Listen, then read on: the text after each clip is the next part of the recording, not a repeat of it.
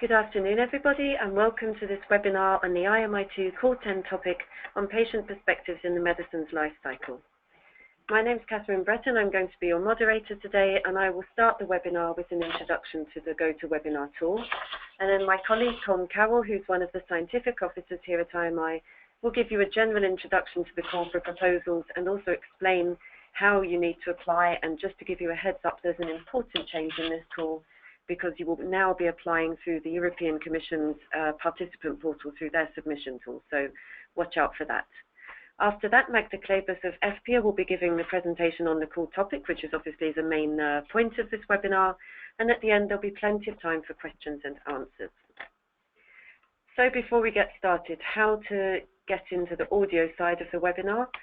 You have two options. One is to listen over your computer's microphone and speakers, and the other one is to listen in over the phone. If you have any problems, then you can do a sound check to make sure that GoToWebinar is picking up the right speakers. At the top right-hand corner of your screen, you should be able to see a very simple control panel.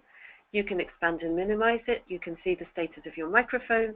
You can make it go full screen, and you can attract our attention by raising your hand. For questions, there's the most simple way is to send your question in writing. Just type your question into the questions panel and click on send. If you want to ask a question over the phone, click on the raise hand icon and we'll come to you and unmute you. So before we get started, please note we are recording this webinar and we will publish it on the IMI website and the IMI YouTube channel. We'll also be publishing the presentation slides later, and we'll be circulating a participant list so that you can network with other potential applicants. So on that note, I will hand over to Colm Carroll. Thank you, Catherine. So as Catherine said, my name is Colm Carroll. I'm a scientific project manager at the IMI, and I'm going to give you a brief overview of how our calls for proposals work. Now, obviously, today's webinar is mostly going to focus on the topic itself, which will be given by Magda of FPA. And she will cover these items here on the project and the proposed project. I'm going to give a very general view. I'm not going to go into too much detail. We will have a dedicated webinar to cover our rules and procedures in the new year. So I would recommend you sign up for this. It's on the 9th of January at 2 p.m. Brussels time. You sign up at the same place as you signed up for this particular webinar, and the link is there at the bottom of the screen, which you will receive once the slides are circulated. So first of all, what I want to do is to introduce you to IMI. Now, I recognize that many people on the line will already be familiar with IMI, but just for those who are not, I just have a number of slides on this.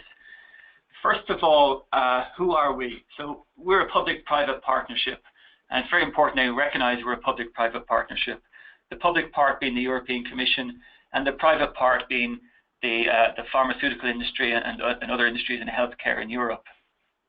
Our mission is to support open collaboration in research with the aim of really advancing the development of medicines and focusing on the health and well-being of everyone, especially in areas of unmet medical need. So those of you who are already familiar with IMI will realize that when we first started nearly 10 years ago now, our focus was much more on the earlier stages of drug discovery. But as we've evolved, we're now covering the whole breadth of drug discovery, and we have a very important focus on really delivering for the patients. And that's the context of this topic, but it's also very important to keep that in mind when you're putting your proposal together. So we like to think of ourselves as an area where collaboration can take place, a safe space for kind of risk-taking, somewhere where you get multiple stakeholders coming together where previously it was not so easy for them to do so.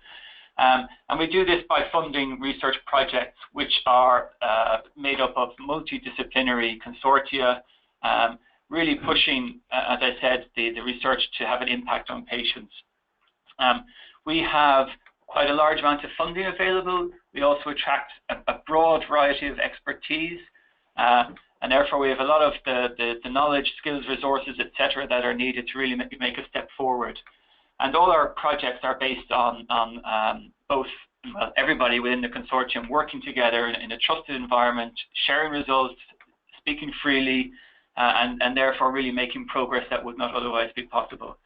And overall, we think of ourselves as a platform where all these different actors in the drug discovery system, which is getting bigger and bigger by the day, can engage together in this open, collaborative, sharing sort of environment. So I think it's very important that people realize how our projects are formed. I think in the context of Horizon 2020, under which IMI falls, there are certain key areas where we differ from the normal standard Horizon 2020 project, and that's what I aim to highlight here. The first point, I think, is the source of our topics. Our topics come from the private partners in IMI, so the industry partners. They operate through these strategic governance groups where different companies come together and they talk about common areas where they think that by them working together and working with private partners, they can make a real step forward, or we can make a real step forward in pushing pharmaceutical research. So the initial idea comes to industry. However, the idea is also consulted around Europe, and this topic was consulted especially via public consultation as well. But we consult with all the member states to make sure that the topic doesn't duplicate effort that's already happening, and also to make sure that it meets the needs of all the public in all these different countries. And the end result of this is a topic text, which you will have seen on our website, and this is then launched as a call for proposals. So at stage one, which is what's going to be for the next 3 months, the stage one of the application process, the industry consortium kind of takes a step back, and we open up the topic for the public partners, what we call the public partners. And these are the organizations that are applying for the public funding half of the topic. And we've got a typically they will consist of academics, hospitals, SMEs, regulators, HTA agencies, patient organizations, and so on. And the idea here is that these different groups come together and form a consortium, and they submit a proposal which addresses the public funding part of the topic text. So when you read the topic text, you will see that there is a section on applicant consortium, which gives you more detail about what's expected in the short proposal. There's also a section on industry consortium that will highlight what the industry are bringing, and I'm sure Magda will talk more about this during her presentation.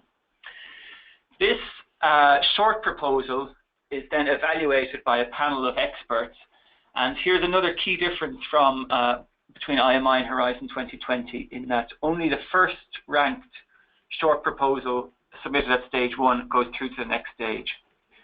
So under a typical Horizon 2020 call, you may get multiple short proposals going through. Under IMI, only one goes through. And therefore, it's crucially important that you are on that one proposal that goes through.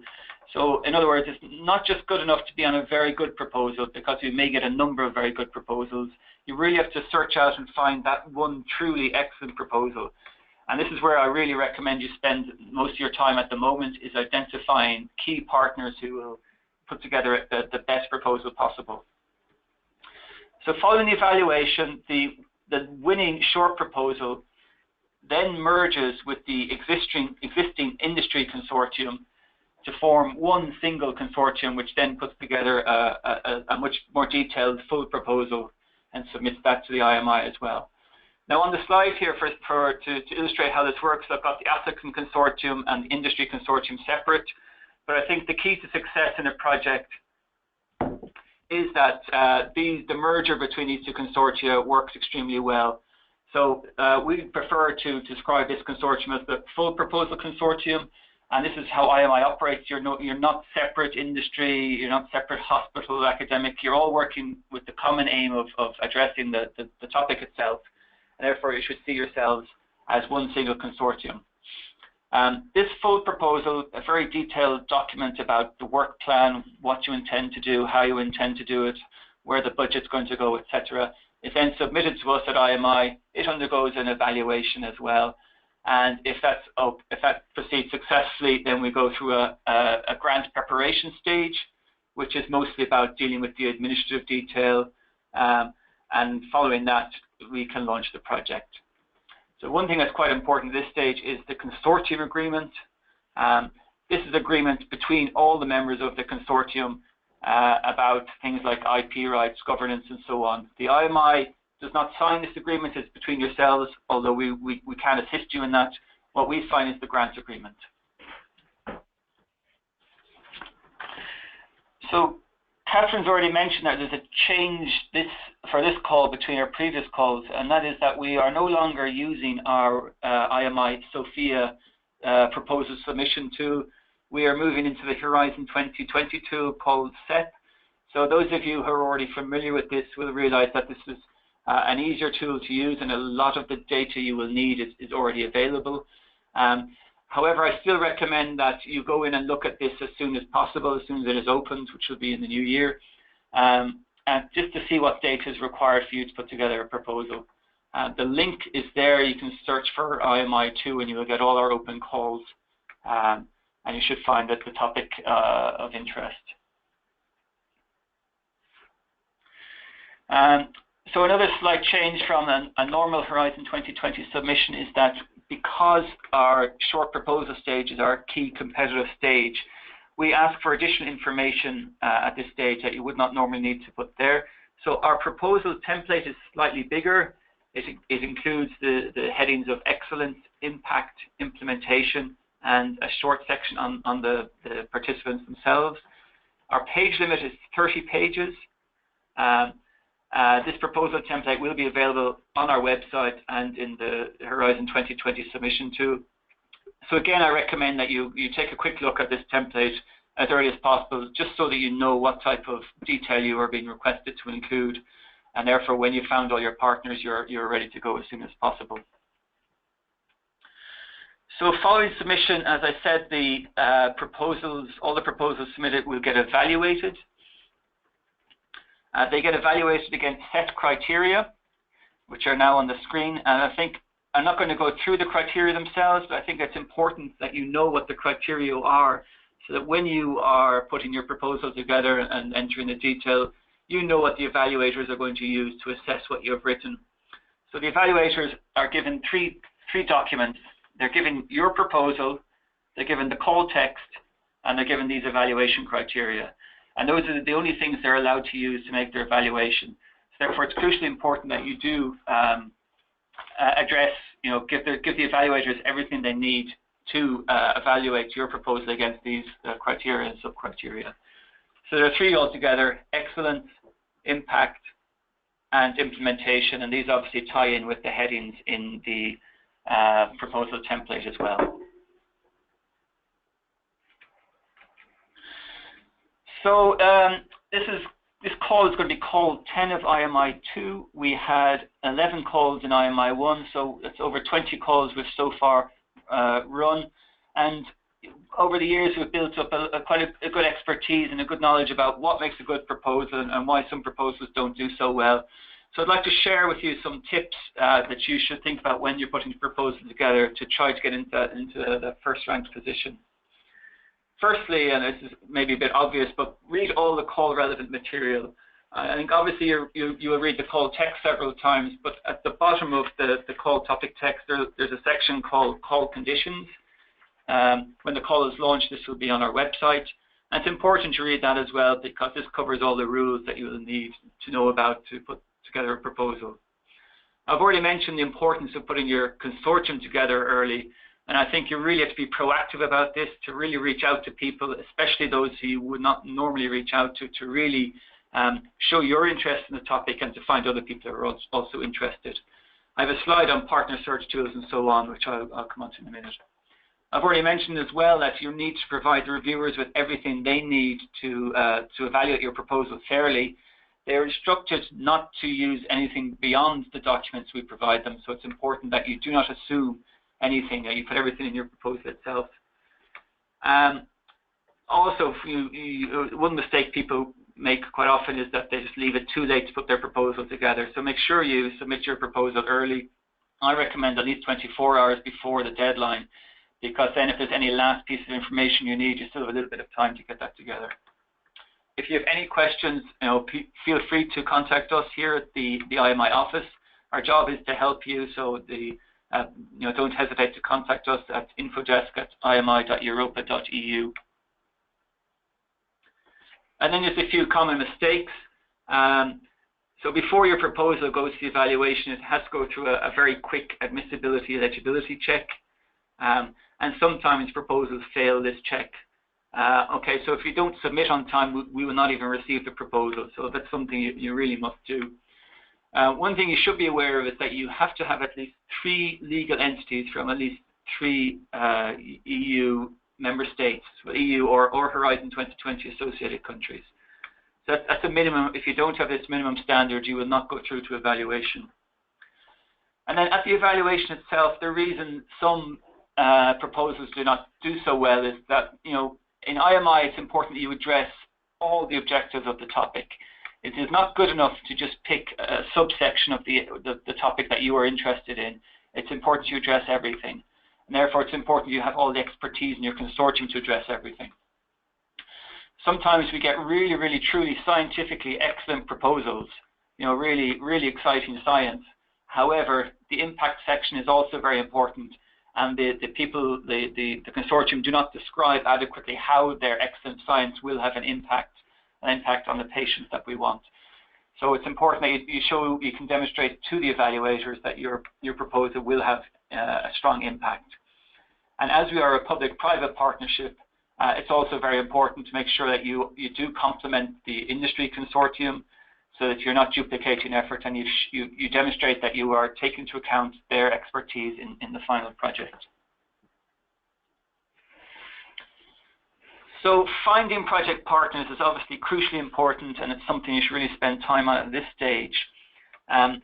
We always recommend that the best way of doing this is to network with your existing contacts. So really work your networks that you already have. However, we do recognize that IMI topics are quite ambitious and sometimes quite broad, and therefore maybe your existing contacts will not be sufficient to truly address all the objectives of the topic. And therefore, there's various other mechanisms you can use. For example, we will distribute the participant list for this webinar. These are people who are obviously interested in the topic, and you should definitely reach out to them. There are a number of partner search tools, links on the screen there. I would recommend registering for all of them and searching all of them. The IMI has a group in every member state called the States Representative Group. Their job is to assist you in putting together a proposal. They know IMI extremely well, and they will assist you. So I would recommend contacting them.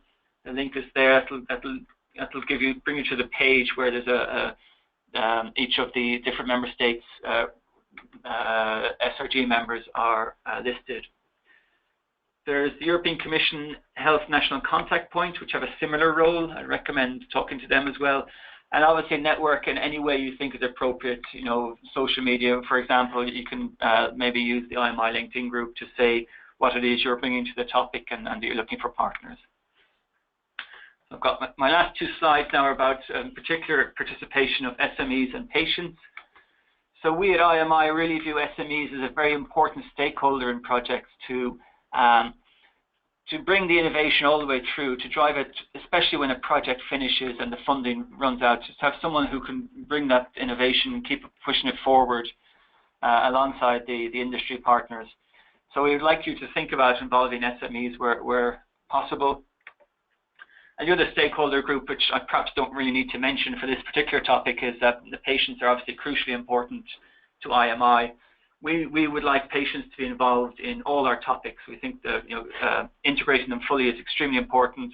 This topic is obviously focused on patients, so I don't really need to say this. However, I will just say I'll copy-pasted something from the topic text there in the middle, just to emphasize how important patients are for this topic. So with that, I'll hand back to Catherine, I think, who wants to introduce Magda. Thank you very much, Colm. So now it's over to Magda from SPA, who will give the topic presentation. Thank you very much. Thank you for also my co-presenters today. After a presentation, there would be a Q&A session, and the 3 of us would reply to your questions. And I'd like to briefly introduce them. It's Jenny Regnante from MSD and Matthias Gottwald from Bayer. And my name is Magda Hlebus, and I am from FPA. maybe first remark is that this topic was indeed described, defined, written by industry, but unlike other topics, and in addition to the normal procedure of consultation with member states, we've actually and scientific committee, we've actually invited comments from the public already quite early in summer, and received a lot of input, which I could summarize in 4 points. First, change the name, so I say a few words about it. Second, don't duplicate what other initiatives are doing well. Third, don't delay and don't over-bureaucratize the patient engagement in R&D and in other places of the value chain. And finally, make sure that all patients' perspectives are considered. These were 4 important blocks of input from the public partners, from public side, and while going through the presentation, I'll show you how we considered those inputs. So the first one, obviously, on this slide is that the original title was Enhancing Patient Voice. We've been told to think about broader patient perspectives. You see a mix of the two, but that's a first signal that we are looking at a relatively broad scope in this topic proposal. Next slide, please. So what is the reason, what is the rationale for doing this project? As I've said before, and as you would see in the topic text, and as you also certainly know, there are many initiatives today that focus on patients' perspectives in medicine's life cycle.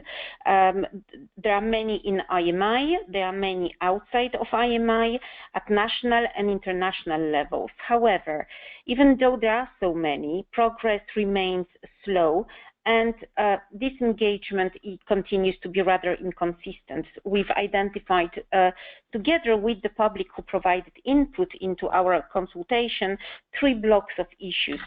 The first one is around lack of clear alignment among stakeholders about the nature and the value of patient engagement, how this patient engagement is considered, how seriously and how impactful it is in the medicine's life cycle. The second is about lack of broadly accepted tools, processes, and guidances, as well as capabilities among stakeholders, not only on the patient side, but on both sides of the equation. And I'd like to highlight the word broadly accepted. And the third block was perceived or real differences in conflict of interest rules, which were also blocking progress. Next slide.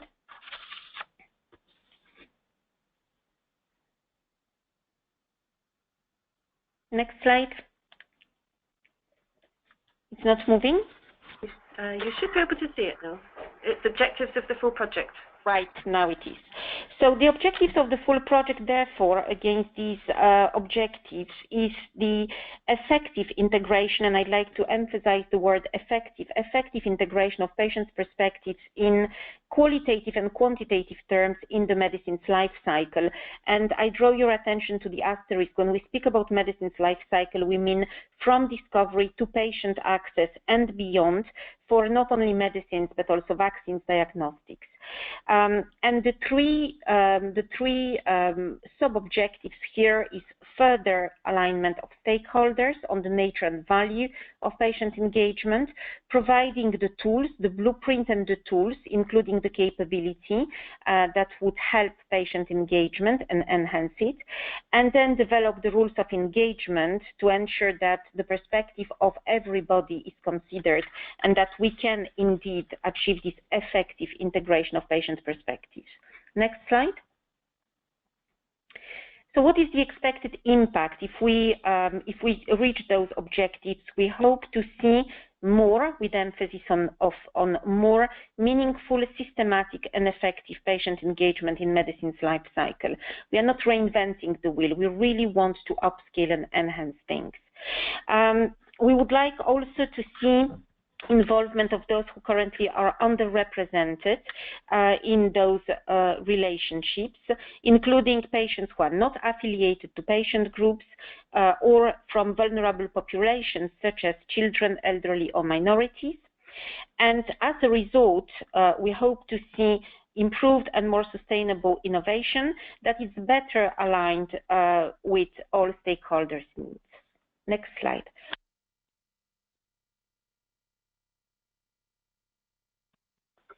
Before going to deliverables, there are a few important remarks that would place them into a context. So, as I've said before, the intent of this project is not to reinvent the wheel or to delay anything or to bureaucratize anything. We genuinely would like to accelerate and upscale patients' engagement effectively in the processes, in the practice of all stakeholders. The project design should be pragmatic and would be building on the tools and methods that would be available at the time of the project start. Indeed, as I said before, we do not want to duplicate or to reinvent the wheel. We would only fill in gaps and develop new tools if there is a real gap, obvious gap that would need to be addressed. And the call topics is not prescriptive. The applicants would identify the main gaps from their perspective. So we didn't identify any practical elements in the value chain which we think should be addressed as a priority. We identified some tools which would be in the deliverables that would need to be addressed, but we didn't identify any particular place in the value chain. So the text, as I said, is relatively open, where it's actually open on where the emphasis, when the focus should go. Next slide.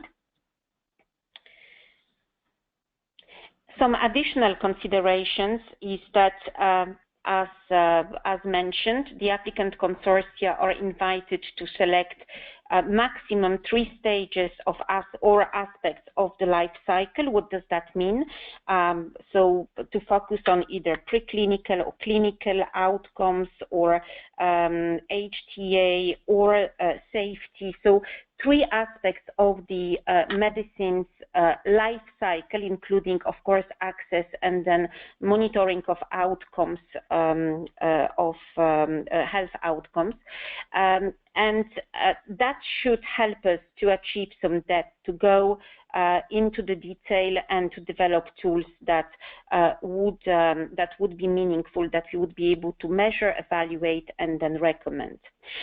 The call topic text is listing deliverables that address the gaps that industry has identified and those which have been suggested in the public consultation.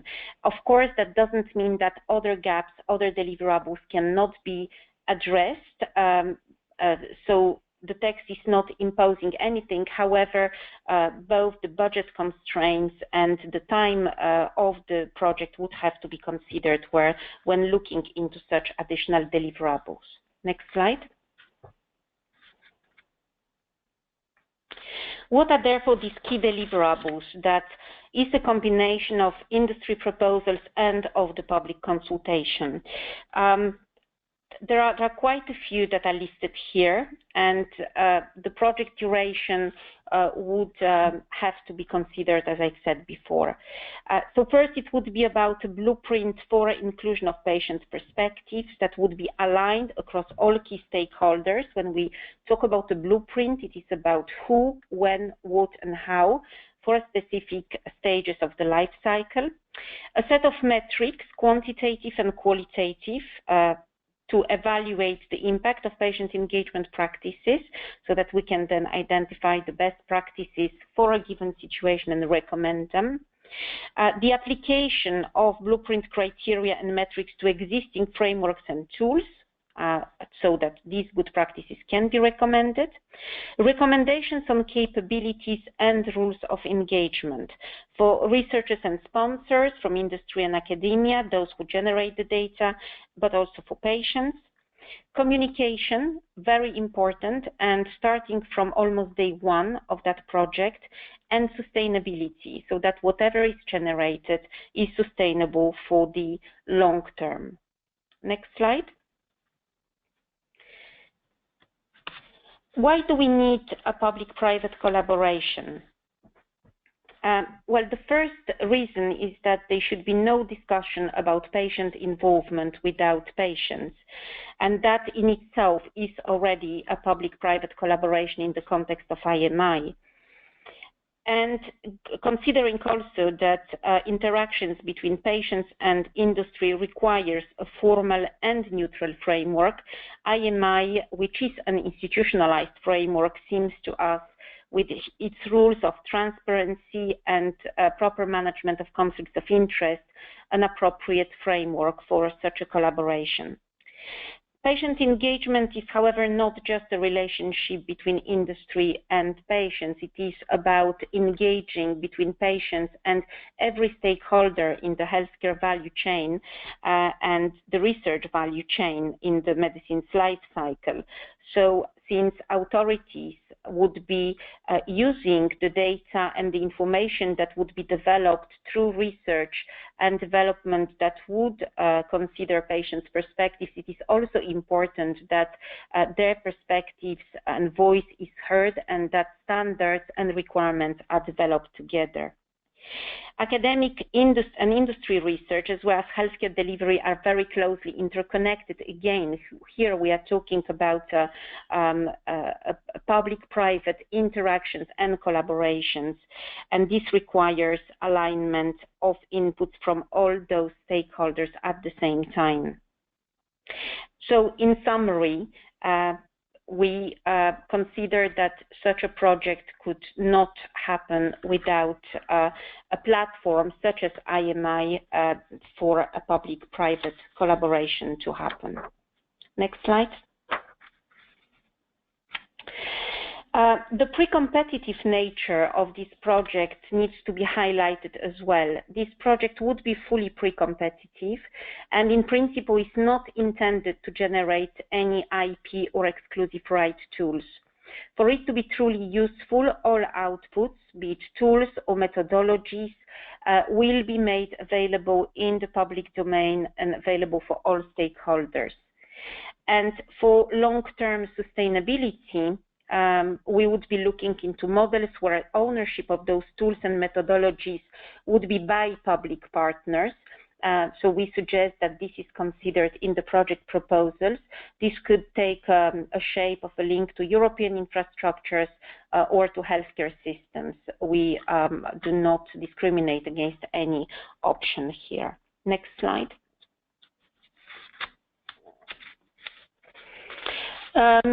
Usually in the IMI topic text, there is a suggested architecture of the project, work packages, structure, governance structure.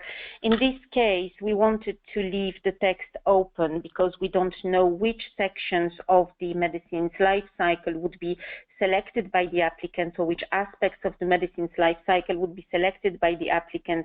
Therefore, we didn't want to impose any architecture. But we would like to highlight that the final architecture and project organization would be jointly defined and agreed by the full project proposal consortium, by the public and the private partners together.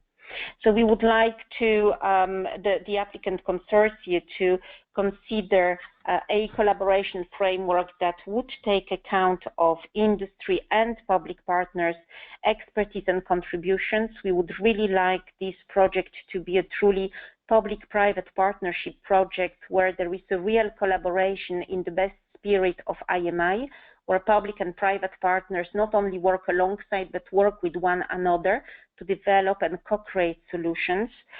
We hope also that we would have an effective and simple architecture against the proposed deliverables, and that there would be a link to all relevant initiatives at IMI, non-IMI, European, international level, so that we can incorporate the best tools and lessons learned from those initiatives rather than reinventing the wheel. Next slide. As to the expected contributions from the applicants, the participation of patients and healthcare consumers is absolutely essential for this project. This project wouldn't make sense if there is no really good representation from those who are in the title of this project, the patient representatives. So we hope that the consortium will have the representation or will be able to bring into the consortium or input from all patient expertise that is needed, including those underrepresented groups and non-umbrella groups, which I mentioned in the introduction of this presentation. From the academic community, beyond their experience in patient engagement, because these experiences are today a common practice and do exist, we would also appreciate expertise in providing qualitative and quantitative metrics and helping testing them in practice. For healthcare stakeholders, regulators, HTA bodies, payers, healthcare professionals, beyond, again, their experience in interactions with stakeholders, we would appreciate them setting expectations for patient stakeholders engagement, which would then drive the development of the appropriate tools that would deliver data and the information that they would need in their daily practice. Next slide. We would like the consortium to also address the following points. So not only tools, but also strategy for the translation of the outputs into practice, into everyday practice of those stakeholders who would be targeted by the project proposal. We would like to see upscaling and effective implementation rather than frameworks and guidances, so that it would be important that we have, as a consortium, a way to go into a real relationship and translation of ideas into practice. Therefore, a plan for interaction with regulatory and health technology assessment bodies with relevant milestones would be important, provided that these are the parts of the value chain that are being selected, and also the administrative project management capabilities shouldn't be forgotten. The size of the consortium should be proportionate to the budget that would be available, and this budget for public partners would be 4.5 million euro, as well as activities planned. And the resources allocated should be aligned with the strategy, including testing and piloting implementation, as well as outreach and engagement of the broader stakeholder community, including those who are underrepresented. The industry contribution would consist in both human resources and expertise from the various, and that's on the next slide, from the various divisions of the companies.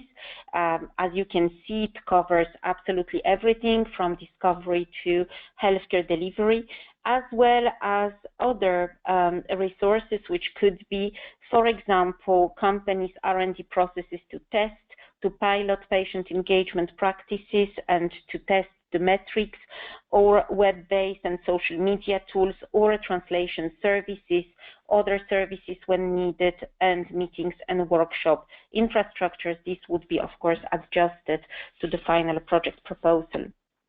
And the last slide, I think, about the industry consortium shows you the composition of today's consortium.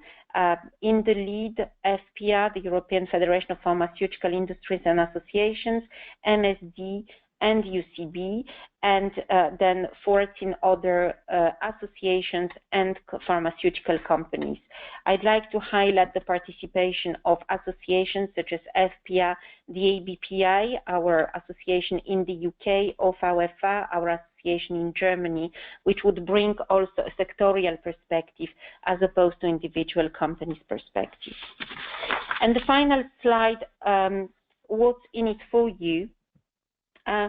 So we hope that as a result of this project, everybody would benefit. Patient and stakeholders' engagement at key decision points in the medicine's life cycle would drive better innovation, better efficiency, and better quality of processes. For patients' representatives, it is building standards and capabilities for the individual organizations, as well as them being consistent with all stakeholders' needs and processes, more aligned and more effective. Clarity on rules of engagement amongst all stakeholders, what are the expectations, and greater opportunity to hear their voice in the processes of the medicine's life cycle. For academia, healthcare system stakeholders, and healthcare providers, we are not forgetting the doctors, the consortium would provide an incubator for sharing learnings and develop and grow sustainable research approaches and metrics to build on and complement other initiatives in the EU. And I thank you for your attention. Thank you very much, Magda. So it's now your turn to ask questions. As I mentioned earlier, you have two options here. The simplest one is to type your question into the questions panel and hit send. Alternatively, if you want to ask your question over the phone, just click on the raise hand icon and we'll come to you. Of course, today is very far from being your last chance to ask questions. If you have any questions after today, please send them to IMI at the address there on the screen, info.desk@imi.europa.eu. Please don't send them to the FPA people. I realize some of you probably know Magda and some of the other speakers quite well, but please resist the urge to contact them directly because this is important for conflicts of interest. I'm just unmuting as well, Matthias Gottwald and Jeanne as well, so they can answer questions. I don't see any for the moment, so Magda, you obviously gave an excellent presentation. I will just remind you that the draft topic text is online, and as soon as we launch, which will be very soon, you can read the full topic text, and I really would advise you all to read that. We have a couple of questions in now. Vasilis Koutkias asks, some technical terms were used in the presentation, for example, architecture tools, etc. Is this topic relevant with technical development and contributions? Jenny, would you like to comment? Yes, thanks, Magda, and thanks for the question. So there is a potential for housing the learnings and the tools and the capabilities and the guidance that are the outputs of the public-private partnership.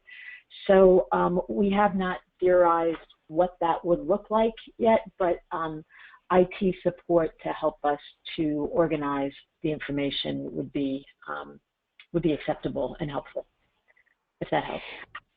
Yeah, I think also that the title of the slide, Project Architecture, is really referring to the IMI jargon about the structure of a project with the structure of work packages, etc. But besides maybe the semantic confusion, indeed, we as Jeannie said, we are planning for some IT tools and IT support where appropriate to host and make tools available.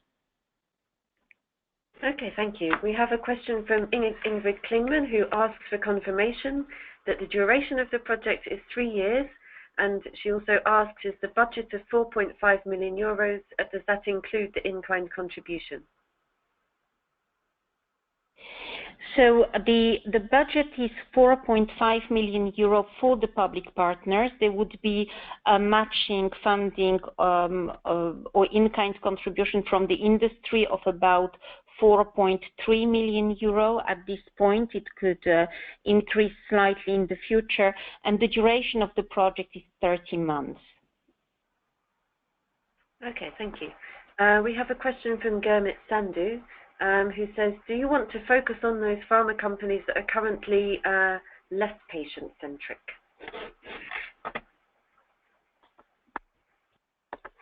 I don't know whether Jeannie or Matthias would like to. No, could you repeat the question, please? I'm sorry. Could you repeat the question? Yeah, sure. So the question is, do you want to focus on those pharma companies that are currently less patient-centric?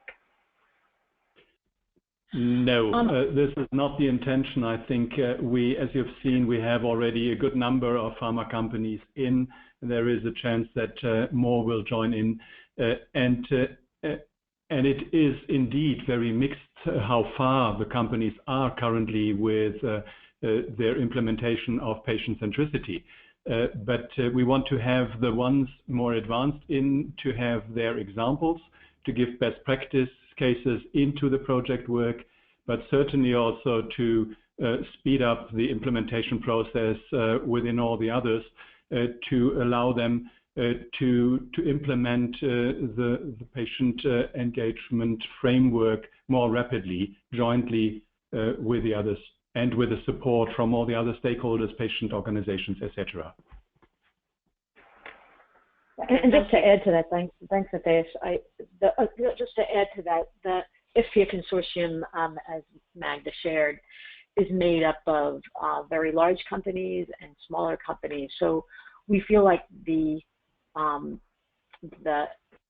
value that this public-private partnership brings will be applicable to a breadth of pharmaceutical companies in the private sector, and will be applicable and will be helpful to a variety of companies and industry individuals, regardless of where they're at in terms of how they express their efforts in terms of patient engagement currently.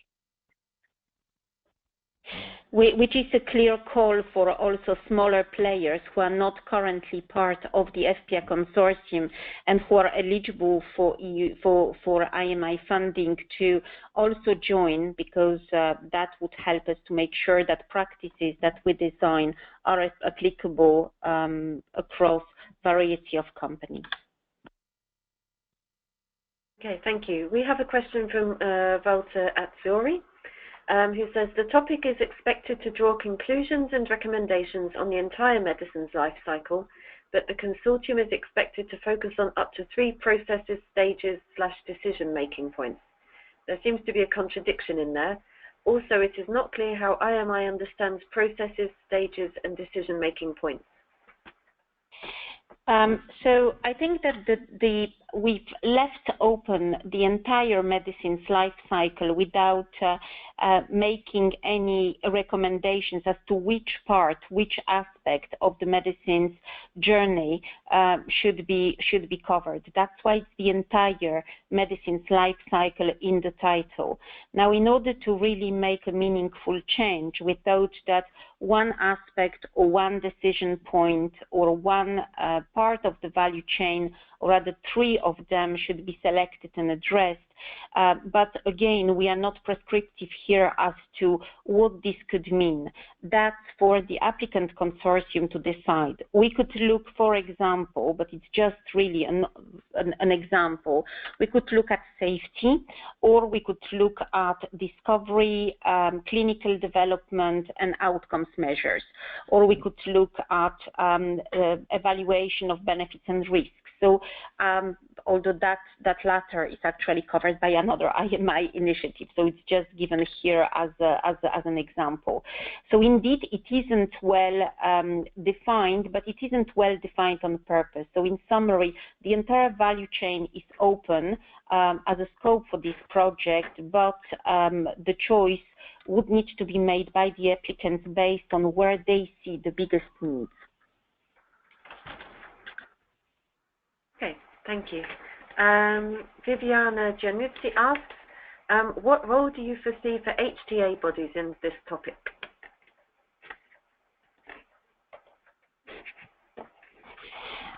So similarly to regulators and other players from the healthcare systems, is to both share their experience of patient engagement, and also to help us to set expectations for that patient engagement. What do they expect? What kind of information they expect to be generated, etc. What tools should be used? Where are the needs from from HTA, payers, regulators' perspectives. I think these are all the aspects which would be very useful from those players in the project. Thank you. Renko Defru asks, is there anything you can share on the role of the EMA? So today there is no other role than EMA being a regulator, and hopefully would be playing a role either in an advisory or in a participant role. But today there is no particular prescribed role for EMA on the project. However, we think that regulators' participation, be it at European and national level, would be really very, very important for this project, considering that the research and development cycle delivers data that the regulators would be looking into, and also considering the very extensive experience that EMA has in engaging with different stakeholders. Thank you. We have another question from Ingrid Klingman, who asks, the call expects involvement of patients who are not part of a patient organisation. Will there be a financial process in Horizon 2020 to compensate individual patients for their work in the project? Cole, you maybe want to say something there. Yeah, you raise an important point and perhaps a difficult point. Our financial rules say that we will pay for people's time on the project according to their normal accounting practice. Now, I guess a patient by themselves will not have a normal accounting practice because they will not be a business, and therefore it's a difficult question how to compensate people for their valuable input, given we cannot fund them that way, and therefore why we prefer to have this input as well. It may be easier to somehow come to some sort of arrangement where, for example, a patient organisation. I think Magda is probably better able to say why this specific point on patients themselves was given, but I think the reason maybe is that patient organisations already give a lot of input in various other areas, and it's nice to also have input from patients who are not part of that sort of loop. But you really have to find a mechanism where you can be compensated for that, and without being your own business or having a way of providing invoices, I'm afraid that will not fit our rules. Yeah, I think I'd like to highlight that, and would also invite Ginny and Matthias to comment on this. The involvement or input from patients who are not necessarily part of patient groups and patient organizations would be essential to understand the barriers which maybe are different for those who are part of organizations and those who aren't. And the way this involvement would be triggered could be either through direct participation or through involvement through variety of consultations, or by going to them rather than bringing them into the project. The consortium has to have a reasonable size and reasonable composition. So maybe not all of those groups or all of those experts would be part of the consortium, but we hope that the consortium would have a strategy on how to bring the voice of those people into play and to make them to co-create the solutions as well. So it doesn't mean they need to necessarily be partners on the consortium, but the consortium would need to be creative about the strategies it would deploy in order to bring their views into the project.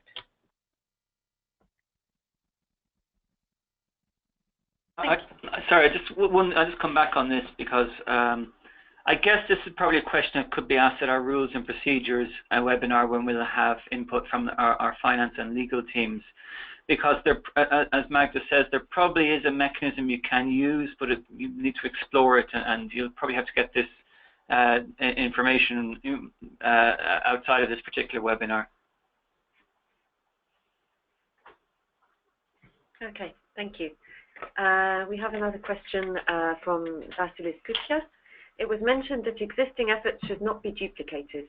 In order to understand better the scope of the call, could you please mention an example of an existing relevant effort?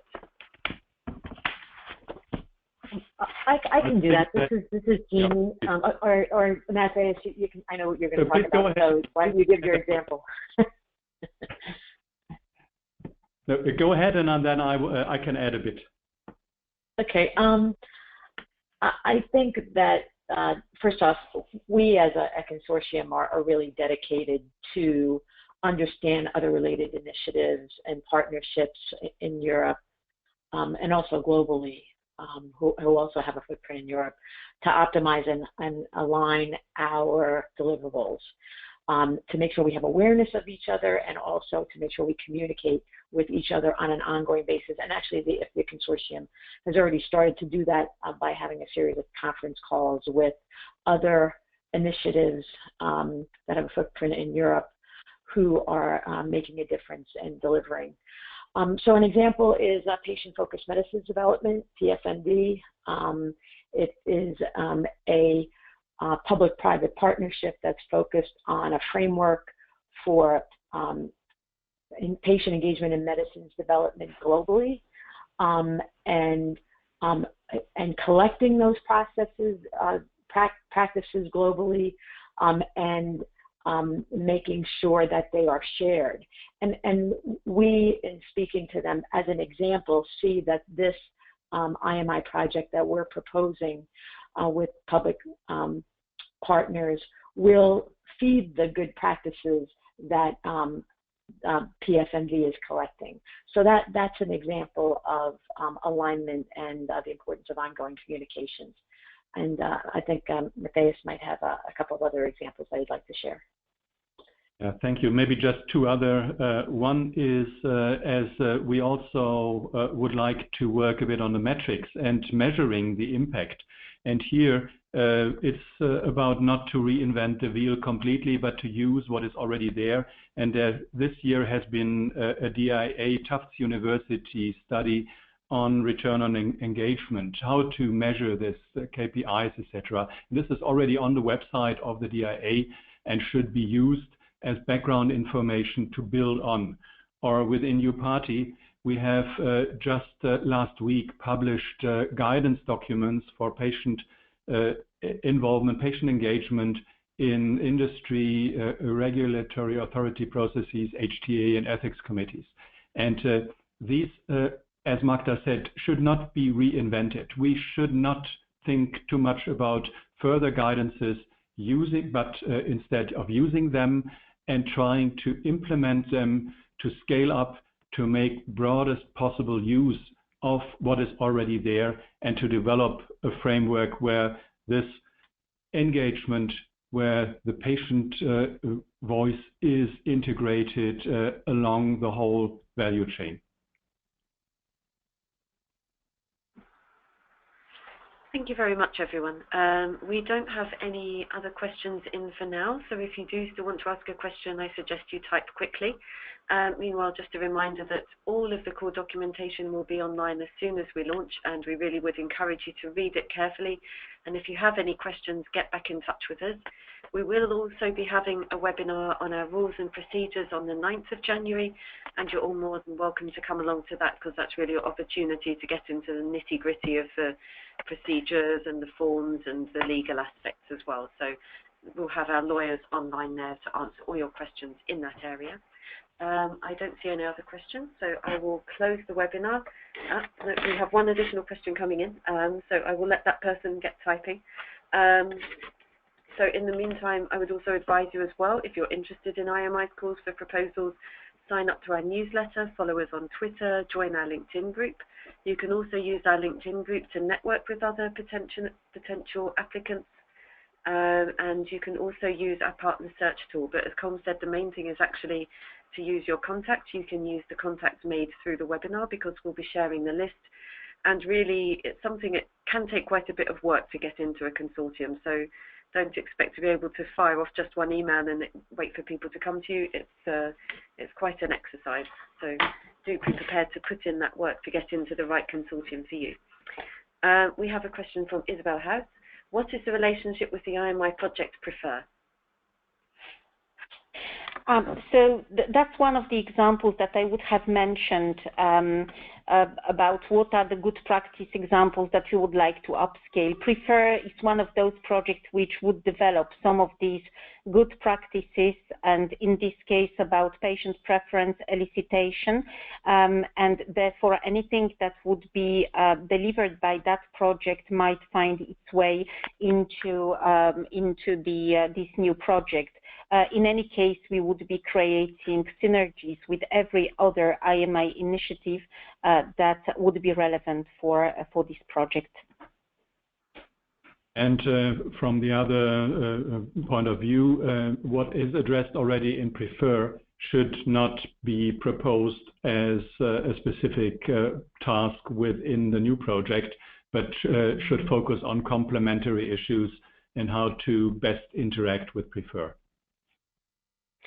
So all these key initiatives that are already addressing some of these crucial aspects of the patient engagement are listed in the call topic text that would be published shortly.